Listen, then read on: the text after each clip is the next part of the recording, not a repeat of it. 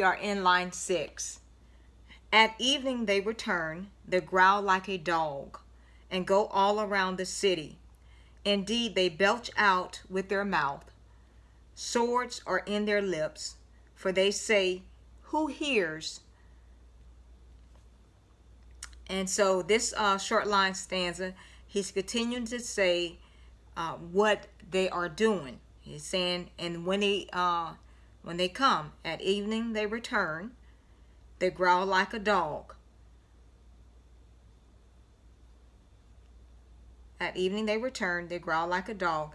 Now that at evening it sends us to 59:14, what the song we're in, as a reference scripture that says, "And at evening they return. They growl like a dog." So even though that's like a repetition right there, or repeating, almost like a refrain, we're still not going to say that it's a meditation, something that you could continue to repeat and go over.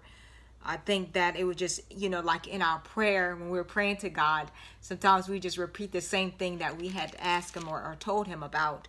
I think I did that even with the prayer in the introduction. I said, one thing and I said it again. And so, and that's usually what we say. We repeat things that we have already petitioned to God for. All right. And then so anyway, at evening they return, they growl like a dog. Now this is a simile saying how they're acting. They're growling like a dog and go all around the city. Indeed, they belch out with their mouth. Swords are in their lips, for they say, who hears? And so it gives us a reference scripture to Proverbs 12:18, for swords are in their lips. And it says, there is one who speaks like the piercing of a sword, but the tongue of the wise promotes health. All right, and that's true. It's like, when you're speaking, it's like you're just cutting people all up.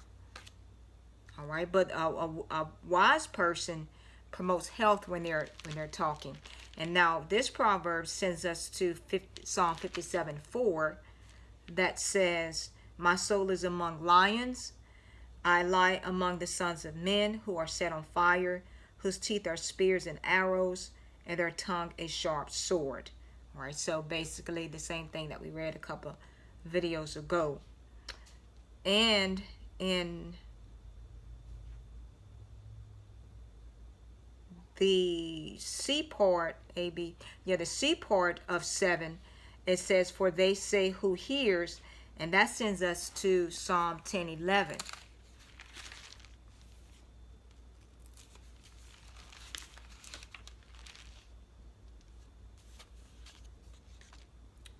That says, he has said in his heart, God has forgotten. He hides his face. He will never see it. And so basically this is saying that the wicked, it's like they're spouting all these things. They're belching out all these words. And it's like saying, well, who hears? Almost like, who cares? They don't care. Yes, God does hear.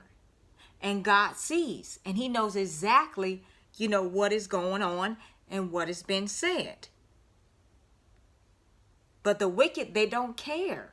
They could care less about what God sees or what God hears. Line 8, our next stanza. But you, O Lord, shall laugh at them. You shall have all the nations in derision. O you, his strength, I will wait for you. All right, now he's saying, now he's got his confidence in God about what God is going to do. And so he's saying that, well, you, O Lord, shall laugh at them. You shall have all the nations in derision. So remember that derision is contempt manifested by laughter. So it's contempt manifested by laughter. And so it sends us to Proverbs 1:26. Proverbs 1:26, that says, I will also laugh at your calamity. I will mock when your terror comes. And so that's what God is saying to the wicked. All right, that he will laugh at, when they're going through it, and mock them when terror comes on them. Because a lot of times the wicked thinks that nothing's going to happen to them. They really do. They think they're above reproach. They think they're above God. They think they're above the law. Just think they're above everything. And then he's saying that, oh you, his strength, I will wait for you. And that's what he's going to do. And so let's go ahead and, well, this one is kind of like in line 9. It's a continuation, but it's starting with line 10, but it's on top of line 10, but it really is part of line 9 that says, for God is my defense. And so for God is my fortress. All right, so we're going to pause there, and we'll pick it up in the next segment.